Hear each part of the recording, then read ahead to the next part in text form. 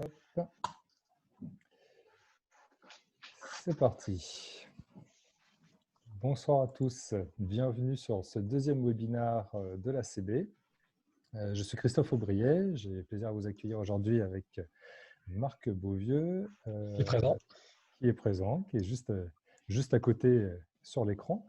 Donc on a organisé ce cycle de 3 webinaires pour l'ACB, le premier étant fixé hier sur les nouvelles technologies et l'impact du Covid-19 sur l'environnement technologique et économique. Donc on a fait un retour du CES de Las Vegas au Covid-19, en tout cas au déconfinement, la préparation du déconfinement.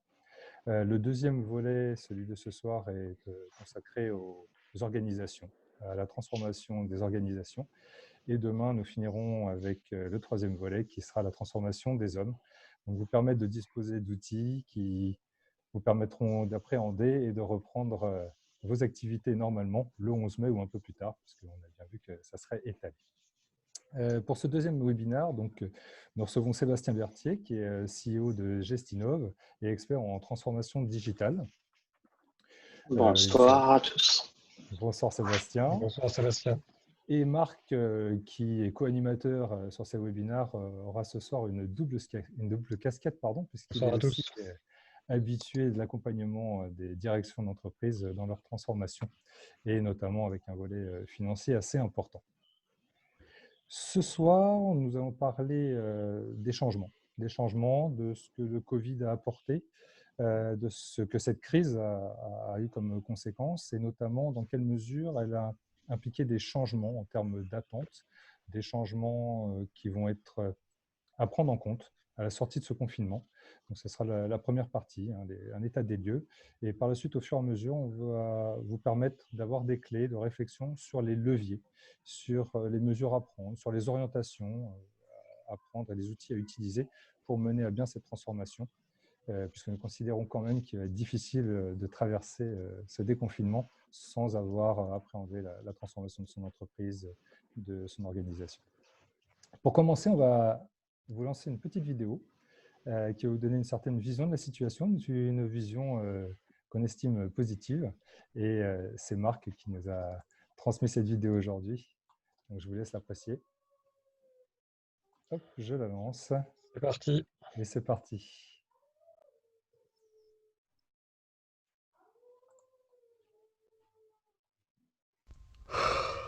Tell me the one about the virus again, then I'll go to bed. But my boy, you're growing weary, sleepy thoughts about your head. Please, that one's my favourite. I promise just once more. Okay, snuggle down, my boy, though I know you know full well. The story starts before then, in a world I once would dwell.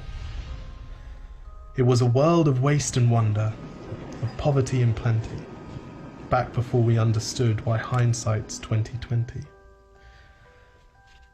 You see, the people came up with companies to trade across all lands, but they swelled and got much bigger than we ever could have planned. We'd always had our wants, but now it got so quick. You could have anything you dreamed of in a day, and with a click. We noticed families had stopped talking. That's not to say they never spoke, but the meaning must have melted, and the work-life balance broke. And the children's eyes grew squarer, and every toddler had a phone. They filtered out the imperfections, but amidst the noise, they felt alone. And every day the skies grew thicker, till you couldn't see the stars. So we flew in planes to find them, while down below, we filled our cars. We'd drive around all day in circles. We'd forgotten how to run. We swapped the grass for tarmac, shrunk the parks till there were none. We filled the sea with plastic, because our waste was never capped, until each day when you went fishing you'd pull them out, already wrapped. And while we drank and smoked and gambled, our leaders taught us why. It's best to not upset the lobbies, more convenient to die. But then in 2020, a new virus came our way. The governments reacted and told us all to hide away. But while we all were hidden, amidst the fear and all the while, the people dusted off their instincts they remembered how to smile. They started clapping to say thank you and calling up their mums, and while the car keys gathered dust, they would look forward to their runs. And with the skies less full of voyagers, the earth began to breathe, and the beaches bore new wildlife that scuttled off into the seas. Some people started dancing, some were singing, some were baking. We'd grown so used to bad news, but some good news was in the making. And so when we found the cure, and were allowed to go outside, we all preferred the world we found to the one we'd left behind. Old habits became extinct, and they made way for the new, and every simple act of kindness was now given its due. But why did it take a virus to bring the people back together? Well, sometimes you've got to get sick, my boy, before you start feeling better. Now lie down and dream of tomorrow, and all the things that we can do. And who knows, if you dream hard enough, maybe some of them will come true. We now call it the Great Realization. And yes, since then there have been many. But that's the story of how it started, and why hindsight's 2020.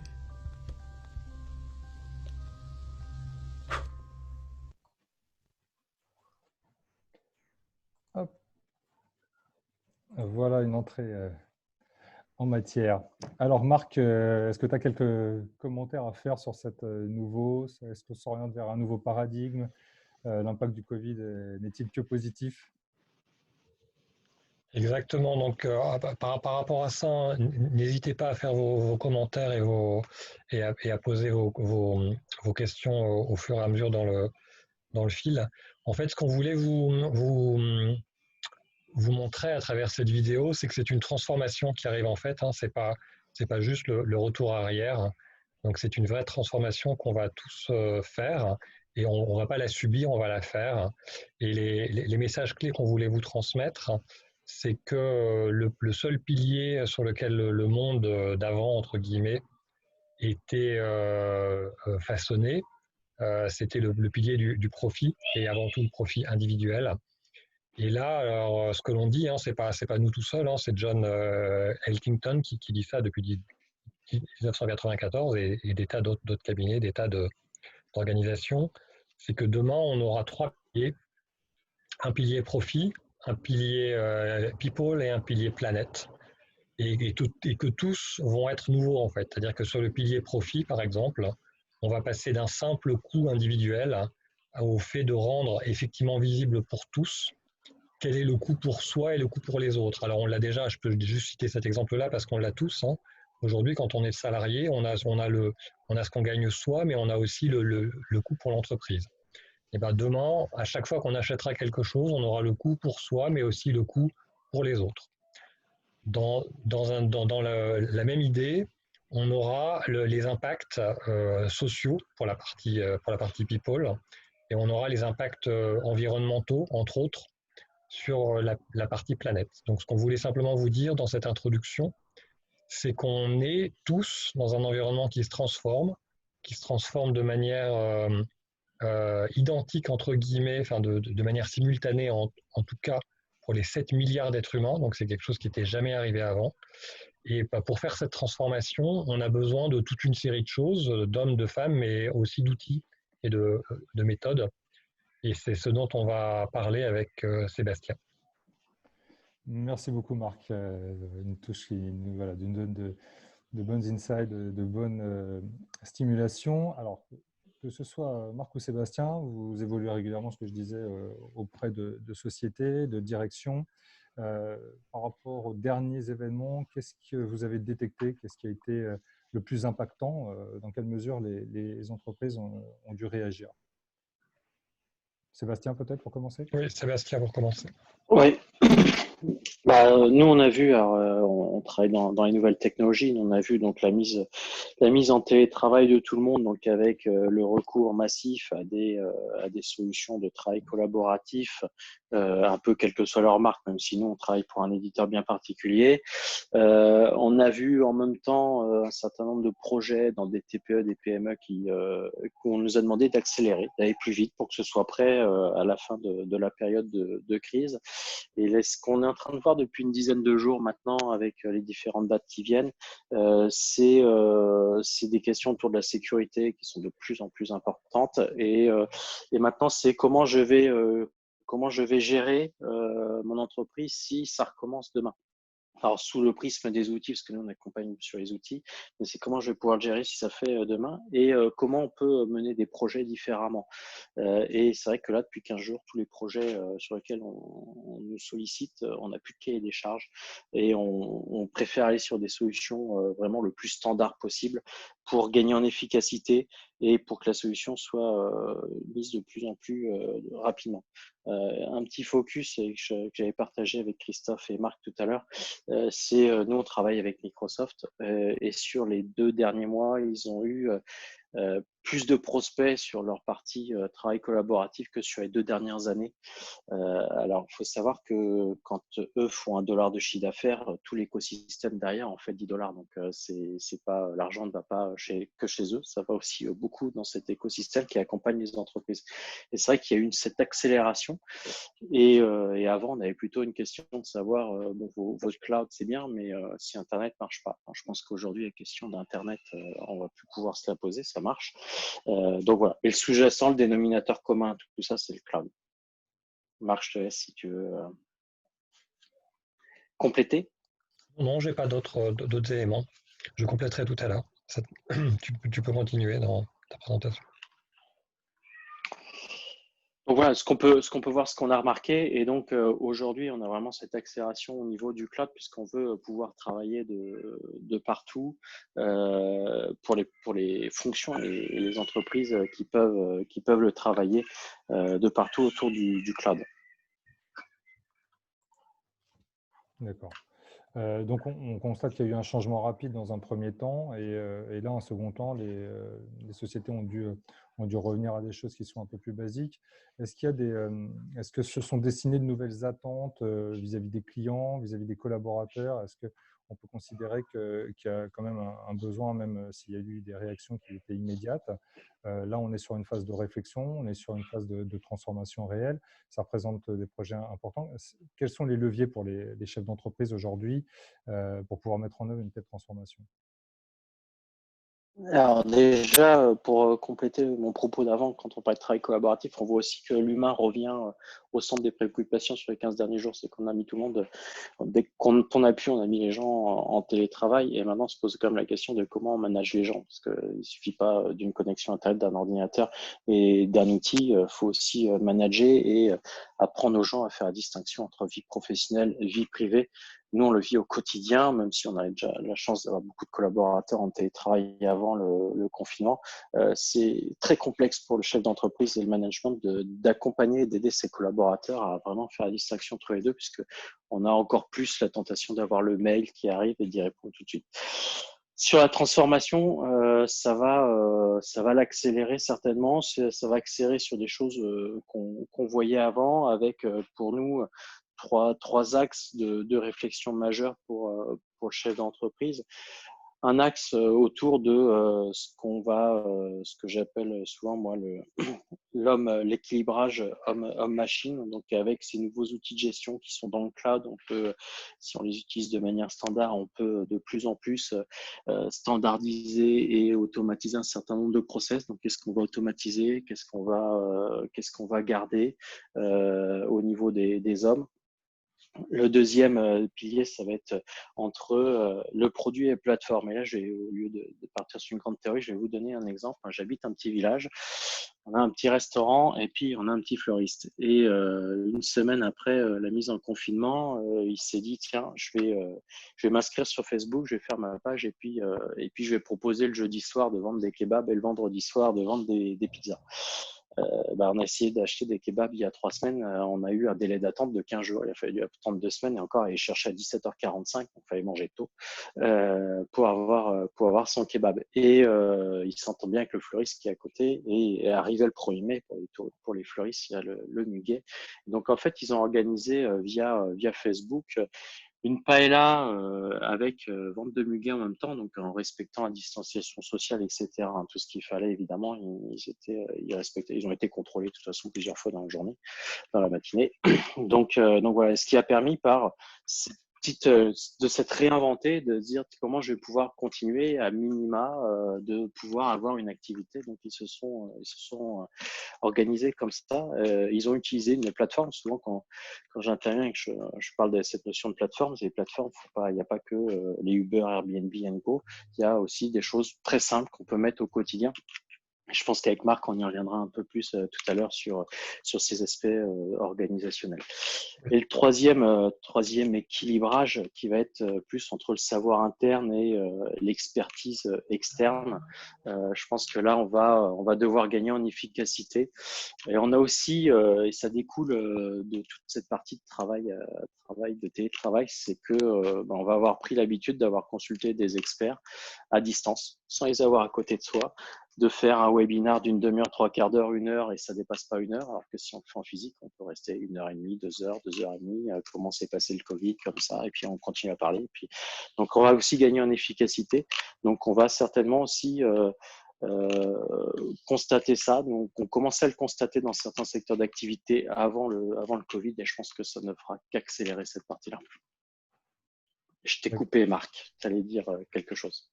Non. On en parlera de manière un peu plus concrète tout à l'heure, puis je pense qu'il y aura des questions là-dessus. Effectivement, pour moi, le sujet fondamental, c'est vraiment de se dire qu'on va travailler effectivement différemment, que ce soit avec ses collaborateurs internes et aussi toutes les ressources externes. Voilà. Et on en parlera tout à l'heure de manière plus précise. Très bien. Donc là, ce que vous constatez quand même, c'est qu'il y a eu… Est-ce qu'ils ont déjà eu recours justement à ces plateformes? Est-ce qu'ils vont y avoir recours? Là, on a parlé d'un cas concret, mais est-ce qu'on distingue quand même aujourd'hui une démarche et comment elle s'organise au sein de l'entreprise, cette démarche? Est-ce qu'on fait appel à des cabinets externes? Est-ce que c'est le dirigeant qui s'en occupe? Comment aujourd'hui se fait cette sollicitation? Comment se fait cette transformation au sein de l'entreprise? Comment elle est perçue?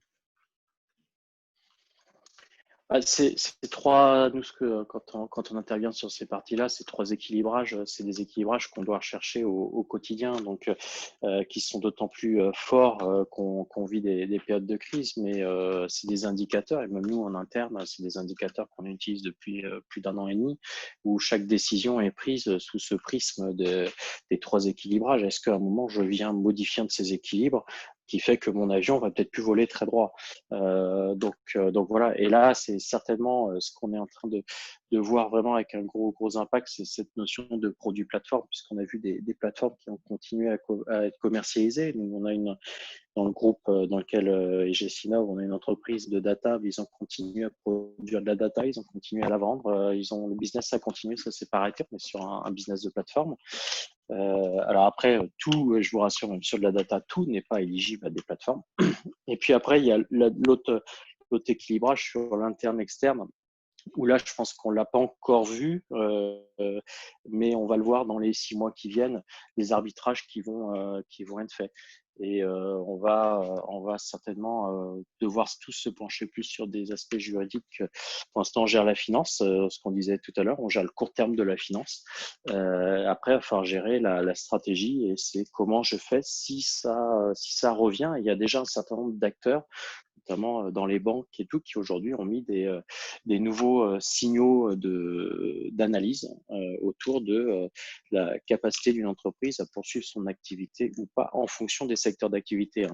On est bien conscient que tous les secteurs d'activité ne peuvent pas avoir d'activité de télétravail et de continuer à fonctionner sans avoir une usine d'ouverte, un commerce d'ouvert, par exemple. Et il y a des possibilités, des leviers d'automatisation pour trouver un parfait équilibre justement sur ces aspects machines. Il y a une approche RH qui est assez importante, même si là on est vraiment dans la transformation, on est un petit peu plus dans la transformation technologique et les fonctions support, mais au niveau au niveau des hommes, comment on arbitre justement ces choix entre la machine? Peut-être Marc, là tu es plus à même de répondre. Au niveau de l'humain, comment on gère cette transformation au niveau des humains, comment on se fait vecteur de ce changement en tant que dirigeant aujourd'hui face en sortie de Covid? Tout à fait. Donc, ce qu'on évoquait tout à l'heure dans la parfaite suite de cette transformation qu'on évoquait, qui est que le monde qui est en cours ne sera finalement plus du tout celui d'avant. Ça veut dire qu'effectivement, les dirigeants vont devoir prendre en compte d'autres paramètres et pas uniquement les paramètres financiers. Et ça veut dire qu'entre autres, dans les CODIR, il va falloir se reposer des questions de base du type les produits et les services que j'avais l'habitude d'en fait délivrer. Est-ce que je pourrais toujours le faire? Est-ce qu'il faut que j'aille plus loin dans ces produits et services-là? Est-ce qu'il faut que j'innove complètement? Parce que ce que l'on voit de manière claire, c'est que les PME qui veulent strictement faire comme avant, il est évident que pour elles, c'est une situation très très stressante et très compliquée, puisque la probabilité pour qu'elles retrouvent le chiffre d'affaires d'avant, elle est quand même très faible. Par contre, celles qui se disent que de toute façon, le monde d'après sera complètement différent et qu'il faut s'adapter à ce monde d'après, du coup, elles préviennent leurs collaborateurs pour qu'eux-mêmes se mettent dans cet état d'esprit-là et l'ensemble global va de l'avant. Sébastien, tu veux compléter? Non, je suis tout à fait en phase avec toi. On va falloir vraiment revoir l'ensemble des items. Et le CODIR va devoir se positionner beaucoup plus sur de la stratégie que ce que je vous disais tout à l'heure en rigolant, que sur du tableau Excel et puis de la règle de 3. Est-ce que vous avez des exemples de facteurs d'accélération justement sur cette transformation? Est-ce que il faut penser à créer des partenariats avec l'externe? On parlait hier des rapprochements entre des acteurs d'un même domaine, les acteurs de l'automobile qui font des collaborations avec les créateurs de puces. Est-ce que c'est faisable à notre échelle aujourd'hui pour une TPE, une PME, même une ETI de créer ce genre de partenariat? Est-ce que c'est favorable d'ailleurs par rapport à une situation comme la crise sanitaire, le Covid? Est-ce que vous avez des exemples, vous, concrets pour illustrer cet après déconfinement? Ce que je trouvais très, très chouette, c'est l'exemple qu'avait donné Sébastien tout à l'heure entre le fleuriste et le restaurant. Donc, je ne sais pas si tu peux le représenter sur le 1er mai pour dire que c'est une solution pour pouvoir vendre chacun son produit, en fait. Oui, puisque le fleuriste, le 1er mai, pour lui, c'est un jour important avec le muguet. Et puis le restaurateur voulait pouvoir, sur un jour férié aussi, proposer à sa clientèle quelque chose de différent. Donc, il a fait un midi paella, donc avec des portions à acheter et à emporter chez soi. Et à l'autre bout de sa salle de restaurant, il y avait le fleuriste avec ses brins de muguet et qui en a profité. Ils avaient fait un package d'ailleurs, la part de paella plus le brin de muguet, pour faire venir les gens. Et ils ont très bien travaillé. Et eux nous disent très bien que sur les soirs où ils font ces événements, ou le midi pour ce cas-là, ce sont des moments où il y a du monde. Moi, aussi, si je prends l'exemple de Gessinov, on s'est rapproché d'un producteur de données pour vendre la donnée de cet éditeur dans nos systèmes. Pour l'éditeur de données, c'est tout bénéfice puisqu'il est déjà intégré dans les systèmes. Et nous, c'est aussi des éléments de différenciation. Donc, je pense qu'on va pouvoir aller aussi sur des partenariats beaucoup plus transversaux, et ça recoupe avec l'équilibrage entre le savoir interne ou l'expertise externe. C'est est-ce que moi j'embauche des gens qui sont capables de traiter la data chez moi, ou je fais un partenariat stratégique avec des gens en externe qui, de toute façon, dont c'est le métier de base et qui savent le faire depuis longtemps. Et moi, je mettrai beaucoup de temps à acquérir leur expertise. Voilà, et il y aura certainement une accélération. Tout à fait. Donc, le premier point que l'on évoquait, c'est que ça devrait permettre la possibilité de travailler avec un beaucoup plus grand nombre d'acteurs, puisqu'on aura non seulement les savoir-faire internes, mais les compétences externes. Et le deuxième aspect que j'aime beaucoup avec cet exemple du restaurant, c'est de montrer que c'est pas parce qu'on utilise des plateformes Internet qu'on va forcément faire travailler Amazon, puisque là, l'idée, c'est simplement de pouvoir passer par le média Facebook pour pouvoir vendre des produits complètement locaux. Donc, c'est très important d'avoir en tête l'idée qu'on est dans une ère qui dit digital peut en fait faire une boucle vers le physique, ce qui était très compliqué auparavant. Et en termes de mobilisation de ressources au sein des entreprises, comment on procède habituellement justement les gens qui mènent des transformations comme celle-là, puisque là, tu parlais tout à l'heure, Sébastien, de plateforme, et donc ça veut dire passer par des tiers, ça veut dire revoir un système de distribution, ça veut dire peut-être aussi s'alléger en termes de ressources humaines. Est-ce qu'on remobilise, on déplace les hommes justement sur d'autres tâches, puisqu'on entend souvent parler d'intelligence artificielle et d'automatisation. Quelle est l'approche vis-à-vis des personnes? Est-ce que c'est de la réorganisation interne? Est-ce que c'est de la réduction d'effectifs?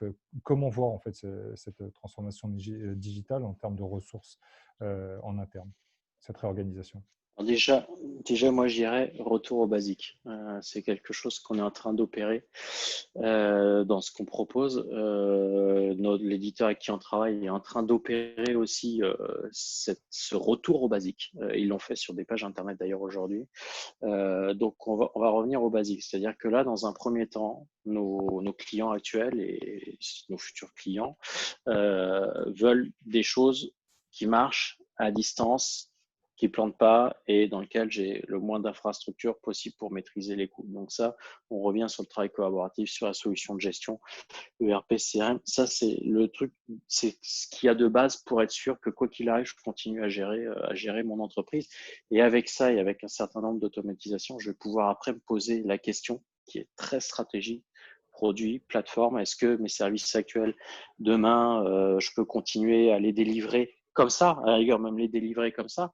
Nous, par exemple, tous nos consultants font les ateliers à distance depuis un an, alors qu'avant, c'était tout simplement, quand on met en place un ERP, avoir le consultant finance qui vient pas, c'était impossible à imaginer pour certains. Là, ça se fait très bien. Et donc voilà, donc avant de partir sur ça, il faut vraiment revenir au basique et vraiment organiser son entreprise en se disant, si ça revient, au moins, je vais être prêt et il faut que je gagne des marges de manœuvre. Après, sur impact sur le RH, transformation digitale, c'est le numéro un, c'est pas l'outil, hein, c'est la conduite du changement, c'est les hommes, c'est les femmes, c'est comment je réorganise mon entreprise, la personne qui saisissait de la comptabilité, qui va plus en saisir demain, quelles sont les tâches que je peux affecter. Donc ça, c'est sûr que l'humain, c'est ce qui est au cœur de toutes ces transformations. Il faut surtout pas oublier ça. Et si on l'oublie, de toute façon, on va dans le mur. Et alors pour aller complètement dans ce sens-là, mais aller beaucoup plus loin, c'est que justement, comme le monde qui arrive, strictement personne le connaît, chacun a son rôle. C'est-à-dire que si on prend l'exemple de cette collaboratrice qui faisait des saisies comptables 100% de son temps, et si on met en place des solutions du type de RP ou autre, il est possible effectivement qu'elle ait plus de job. Mais je suis persuadé qu'elle a des tas d'idées, d'autres produits, d'autres services pour son entreprise. Et il faut absolument que dans le monde de demain, les chefs d'entreprise et les managers prennent infiniment plus de temps à prendre les idées auprès de leurs collaborateurs pour pouvoir se développer. Parce que là encore, l'exemple que l'on évoquait tout à l'heure, ce restaurateur s'en sort parce qu'il évolue. Si il ne se transformait pas, il serait juste mort. Oui, tout à fait. Moi, je vais prendre un exemple, parce que je suis aussi entrepreneur, et ça m'a amené à une question, et je pense que là, le confinement, pour le coup, a provoqué le télétravail. J'ai géré une entreprise pendant 20 ans avec tous mes collaborateurs qui étaient en télétravail. Par contre, ils avaient une autonomie sur leurs tâches, puisqu'en fait, ils réalisaient une tâche. Je vais vous poser la question par rapport justement à ces ERP, par rapport à ces logiciels. Est-ce qu'il y a un contrôle du travail à mettre en place, puisqu'on a vu qu'il y avait une législation pour le chômage partiel notamment. Moi, je sais que je n'ai jamais été utilisé d'outils de vigilance, en tout cas là-dessus. J'ai toujours laisser mes collaborateurs gérer leur temps.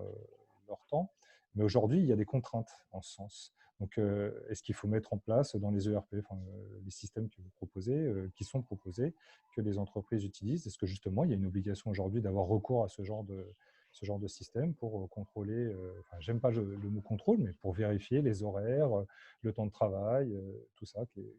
Qu'est-ce qui existe en fait? Est-ce qu'il y a des impératifs aujourd'hui à respecter en ce sens? Alors, est-ce qu'il y a des impératifs? Je n'irai pas sur ce domaine-là, parce qu'on est sur le domaine du droit social et donc ancien directeur financier, je sais que c'est suffisamment mouvant. Par contre, est-ce qu'on sait qui fait quoi? Et oui, dans les systèmes, on peut tout savoir, et encore plus quand tu es dans des systèmes ERP, puisque là, on a vraiment une traçabilité nécessaire. Donc, on peut. Après, je dirais que est-ce que l'entreprise veut le faire? C'est une question de management. Si je prends l'exemple de Gessinov, nous, on ne contrôle pas. Il y a des gens, des tâches à faire, ils ont des clients à livrer. Tout le monde est incentivé sur les livraisons aux clients. Donc, tout le monde a intérêt à ce qu'on livre en temps et en heure et en respectant les différents plannings. Donc après, c'est du management. Je sais que comme on travaille beaucoup avec Microsoft, les heures d'arrivée, c'est entre 8h et 10h le matin. Et puis, ils peuvent repartir dès 15-16h s'ils veulent. Donc après, tout va dépendre du management et de comment on fonctionne. C'est un moment difficile d'être loin de ses collaborateurs, puisque dans nos modes de management, moi, quand on l'a mis en place il y a 1 an et demi, ça m'a perturbé dans la direction financière de l'expertise comptable. Pu avoir tous les collaborateurs sous la main pour voir ce qu'ils font, échanger avec eux en temps réel, mais être plutôt sur des discussions à distance. Et puis, des gens qui ne sont pas connectés de 14 à 15, mais de 18 à 19, c'est très, très perturbant. Et donc, je comprends toutes les entreprises qui, là, pendant cette période de confinement, tout le management a été perturbé. Les collaborateurs ont été perturbés, mais je pense qu'il ne faut pas non plus oublier tout le management, que ce soit la direction d'entreprise ou le management intermédiaire, où là, on a dû complètement revoir le mode de fonctionnement. Et c'est très perturbant. Pour y être passé par là, c'est très perturbant. Donc, on ne peut pas considérer que c'est un argument pour acquérir un nouvel outil ou pour mettre des outils en place. Il faut plutôt, il faut rester sur l'humain. En gros, il faut faire confiance. On est dans une phase où aujourd'hui, si ça peut vous faire sourire, si vous voulez, si je veux savoir quand est-ce que le DAF est venu sur le RP, oui, je suis tout à fait capable de savoir quand est-ce qu'il se connecté. Ouais, ça, c'est possible. Donc c'est vraiment une nouvelle démarche du dirigeant. Il y a une nécessité, vous me dites si je me trompe, mais une nécessité de la part du dirigeant, ou en tout cas du dirigeant de l'après-confinement, de savoir prendre de la distance vis-à-vis de ses équipes, de savoir faire confiance. Tu parlais tout à l'heure du savoir et de l'expertise. On est un petit peu sur un peu plus d'ouverture et finalement, le savoir et l'expertise peuvent être à l'extérieur des murs physiques dans ces nouvelles organisations d'entreprise. J'ai une question qui a été posée, donc, que je vous adressais. Est-ce que vous avez des exemples de PME ou d'ETI qui ont revu leur business model et qui sont en accord, donc Marc, avec ce que tu as cité tout à l'heure, le Exactement. People Planet? Et quelles ont été les méthodes? J'allais répondre à ça. En fait, ce qu'il faut arriver à comprendre, c'est que c'est surtout un chemin qu'il faut faire. C'est-à-dire que si vous connaissez les travaux d'Isaac Getz sur l'entreprise libérée, il a écrit un livre assez récemment, il y a moins de 6 mois, sur l'entreprise altruiste, qui justement cite toute une série d'entreprises que je vous incite à aller voir, qui ont mis en avant le sens. C'est-à-dire, par exemple, il y a une industrie pharmaceutique où le dirigeant s'est dit, moi, l'objectif cette année, ça ne va pas être de forcément générer du résultat pour les actionnaires, ça va être de se dire, il faut que toute l'entreprise bouge pour que les patients souffrent moins. Et du coup, tout le monde est allé voir les patientes et tout le monde s'est occupé du client final de cette boîte, ce qui fait que, in fine, bien entendu, les chiffres financiers étaient bons, mais c'était la conséquence et pas la cause. Et ce que l'on voit de manière très importante, c'est pas moi qui le dis, c'est Isaac Getz, que ce soit pour l'entreprise libérée ou l'entreprise altruiste, il n'y a aucun plan qui va être miraculeux et qui va fonctionner avec toutes les entreprises. Ça va être que du sur-mesure. Et ça doit être absolument des solutions qui doivent être très très agiles, puisque l'idée c'est qu'en plus ça va effectivement bouger. C'est qu'une solution à un instant T ne sera pas forcément valable à l'instant T plus 1. Mais ce qui est absolument fondamental, c'est de se mettre dans un état d'esprit où effectivement, plutôt que d'aller surveiller les gens en se disant je leur donne telle tâche et je vais surveiller qu'il l'ait bien fait, on va se mettre dans un état d'esprit dans lequel toute l'entreprise va en fait évoluer avec toutes les compétences et tous les savoir-faire de chacun. Et le maître mot, ça va être la confiance dans le fait que chacun va avoir une vision qui va permettre de compléter l'autre, et la somme de toutes ces visions va être beaucoup plus forte que la vision initiale. Voilà. J'ai un autre exemple qui, j'ai plus le nom en tête, mais c'était plus lié à l'organisation aussi. On est plus sur people et business model. Une entreprise de sidérurgie américaine qui avait un taux d'arrêt d'accident de travail très très important, qui du coup n'était pas rentable. Et en fait, ils ont mis en place, alors il est allé à l'envers, et le dirigeant a mis en place, c'était un ancien ministre d'ailleurs, américain, il a mis en place un système de surveillance. Alors quand je dis surveillance, c'est-à-dire que chaque incident était remonté et devait être remonté au management, et le management devait se réunir et discuter systématiquement. Donc c'est un petit peu là où il y a de la communication en permanence, où les gens remontent leurs informations, et même à distance, puisqu'ils n'étaient pas sur site. Donc il y avait une nécessité de relever tous les incidents en centrale. Et en fait, une réflexion a été mise en place, ça a coûté énormément d'argent au début, ça n'a pas plu aux actionnaires d'ailleurs, ça a été un investissement. Mais finalement, ils ont relevé tous les incidents, ils ont détecté, ils ont traité, ils ont mis en place des systèmes de vigilance et des normes au sein des entreprises, qui a permis de mettre de ramener les arrêts et les accidents de travail pratiquement à zéro, d'augmenter la rentabilité et la productivité de l'industrie, et du coup de satisfaire les actionnaires. Et ils ont amélioré aussi l'ambiance dans l'entreprise. Donc voilà, c'est des choses qui peuvent être mises en place effectivement à distance aussi. C'est ce lien entre… on a de la distanciation, mais de la communication et des organes de surveillance ou de vigilance peuvent être effectivement changer complètement le business model d'une entreprise. Et parfois, il faut savoir investir pour récupérer derrière. Elle est devenue une des entreprises les plus rentables en sidérurgie aux États-Unis. J'avais un autre point à voir avec vous, qui était…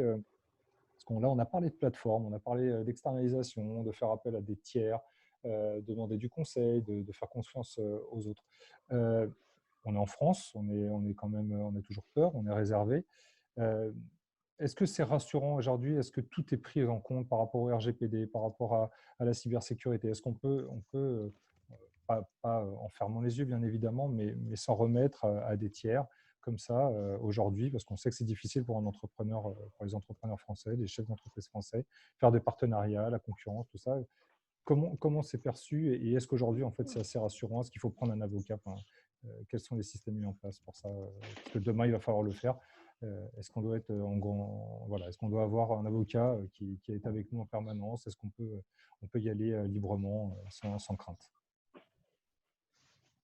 Pour les plateformes, peut-être, Sébastien, on va commencer avec toi, qui as l'habitude de ces outils. Sur les outils de plateforme, souvent les contrats sont avec des grands éditeurs. Donc oui, il y a des contrats. Est-ce qu'il faut y aller avec un avocat, faire relire un contrat par un avocat, c'est toujours une bonne chose. Après, voilà, faut vraiment choisir des environnements qui sont sécurisés et s'assurer d'un certain nombre de points, puisqu'il y a des environnements qui sont très très peu sécurisés et sur lesquels il faut vraiment être très vigilant, et puis d'autres qui sont bien sécurisés. Donc voilà, après il faut mettre les curseurs au bon endroit. Bon, après sur la sécurité, je pense qu'on pourrait faire un webinaire vraiment spécifique, et c'était déjà un sujet, et ça sera un sujet plus important dans les mois qui viennent. D'accord. Marc, des choses en particulier sur ces aspects justement de confidentialité, toi qui as des directions financières, partager ces éléments, monter des business plans avec des partenaires, des nouveaux partenaires? Est-ce que c'est compliqué à mettre en œuvre ou pas? Est-ce qu'on doit sécuriser ses brevets, tout ça? Enfin, comment ça se passe? Alors, je ne sais pas si Marc est là. J'ai l'impression que son image est figée. Donc, il nous est peut-être. Ouais, son image est figée. Il est peut-être parti. Bon, c'est, comme on dit, les imprévus du direct. Il a répondu essentiel, effectivement. Il a répondu essentiel, sur le chat. Il est revenu. Il est revenu? Oui, je vous avais perdu. Je ne sais pas ce qui s'est passé. Ouais, non, ça a coupé. Donc, je te demandais, oui, effectivement, si toi, tu avais vu, tu pensais comme au niveau des directions financières, quand on commençait à créer des partenariats, est-ce qu'on échange toutes ces données? Est-ce que, puisqu'il va y avoir la nécessité de le faire, comment ça se passe aujourd'hui? Oui, alors en fait, être prudent, vraiment prudent, ou est-ce qu'on peut y aller? Voilà, exactement. Alors, ce que l'on voit de manière très intéressante, c'est que en fait, quand on est dans le cadre, quand on est à l'intérieur d'une entreprise, on ne se pose pas trop de questions parce qu'on a accès à tous ces outils divers et variés, la messagerie, etc. Et donc, on a toute une série d'automatismes qui ne fonctionnent plus du tout quand on est chez soi, puisque pour des raisons de sécurité, on n'a pas l'accès à ces mêmes informations. Et donc, de manière claire, plutôt que de s'envoyer des différents documents par mail pour lesquels il n'y a aucune sécurisation, on sait que tout peut être lu par effectivement beaucoup de monde. Il est effectivement beaucoup plus sécurisé dans absolument tous les cas d'avoir des outils qui sont dans le cloud. Donc de manière claire, l'énorme majorité des outils va en fait migrer dans le cloud dans les mois qui arrivent. Mais il y a une chose qui est intéressante que du coup c'est très bien que tu en parles, qui pour moi était très importante, c'est que on a une notion d'éveil sur les données aussi. Ce que je veux dire par là, c'est que jusqu'à présent, que ce soit les directeurs financiers, les directeurs comptables ou les directeurs du marketing, avaient tendance à faire confiance à un chiffre qui leur était transmis. Et je pense que le coronavirus qu'on a tous vu là, et je donnerai un exemple tout simple, qui est le nombre de morts qu'on a tous suivi, et on s'est tous rendu compte que un nombre qu'on suivait, finalement, c'était juste une somme de certaines choses, les hôpitaux et les EHPAD, mais il n'y avait pas tous les gens qui mouraient chez eux. Et jusqu'avant ça, on était absolument tous persuadés, moi le premier, que le chiffre était juste. Et donc je pense que dans les mois à venir, on va avoir des remises en cause de plein de sujets sur lesquels les gens étaient persuadés que les chiffres étaient bons. Et en fait, ils vont se rendre compte qu'ils étaient, alors ils n'étaient pas complètement faux, mais il est fort probable qu'ils se rendent compte qu'il y a des tas d'informations qui n'étaient pas justes, dans le sens où il y a au moins 20 ou 30% d'écart avec la réalité quand on prend tout le périmètre. Donc je pense que le sujet de la gouvernance des informations, du cycle de vie des informations, qui est-ce qui la crée, comment on la traite, qui est-ce qui la supprime, va être très très très important dans les mois qui arrivent, puisqu'il y a un éveil très fort à cette notion. Voilà. D'accord, donc les data, effectivement, il y a quand même un travail d'analyse et de suivi régulier sur les data. On peut considérer même que limite le DAF qui faisait du suivi de chiffres hier, peut-être doit avoir un autre rôle à jouer dans l'évolution de ces data et de ces chiffres, et il va falloir élargir peut-être son champ de compétences. Oui, tout à fait d'accord. Tout à fait d'accord avec cette idée-là, qu'effectivement, je pense que jusqu'à présent, tout le monde croyait que le chiffre était juste parce qu'il était sur un slide. Et maintenant, on va se dire, mais au fait, il vient de où? Est-ce que tu l'as récupéré? Sur quelle base? Qui est-ce qui te l'a transmis? Dans quelles conditions? Etc. Et du coup, ça veut dire aussi que par rapport à ce que tu évoques, moi, je pense que les fonctions qui étaient très, très fermées, entre guillemets, avec des expertises très, très pointues, vont devoir s'ouvrir de manière transverse à des tas d'autres sujets parce qu'elles ne pourront plus travailler seules. Ce que j'évoquais tout à l'heure, il est clair que si le directeur financier ne s'intéresse pas de manière très précise à tous les nouveaux produits et tous les nouveaux services qui vont devoir sortir forcément dans les semaines à venir, eh ben, il est sûr que l'entreprise va se planter. D'accord. On a un retour dans les questions. Je suppose que Design DPO, le RGPD est un sujet à ne pas négliger. Un avocat peut valider le registre, les conditions, les facultés opt-in, opt-out afin d'anticiper un passage de la CNIL. Donc effectivement, il y a des organismes qui existent et puis il y a des protocoles. C'est essentiel, il faut faire appel à l'expertise, c'est essentiel, ouais, il faut faire appel à l'expertise pour ce que je comprends et ce que je tire de vos interventions à tous les deux, c'est qu'effectivement, on peut considérer que les TPE, PME, finalement, par rapport aux grands groupes, ont quand même beaucoup plus d'agilité, donc peuvent réagir, hein, on l'a bien compris, et c'est pour ça qu'il faut garder cet optimisme, et c'était tout l'objet de ce webinaire. Donc, il y a des possibilités, il y a des leviers, on peut considérer aussi que des plateformes, des outils sont déjà développés, donc sont opérationnels et peuvent nous permettre d'avancer rapidement. Ne pas négliger les hommes. Hein, j'ai bien saisi que ça, c'était primordial, hein, dans cette transformation. Pas négliger l'humain, même s'il est à distance. Et on va travailler à distance, donc il faut garder le lien. Et avoir recours à des partenariats, en fait, tisser un réseau, hein, tisser, j'ai bien compris. Bon, j'espère que le fleuriste ne va pas. Qu'est-ce qu'il vendait l'autre, Sébastien? C'était le kebab. J'espère que le kebab ne va pas vendre demain des brins de muguet et voler la clientèle du fleuriste.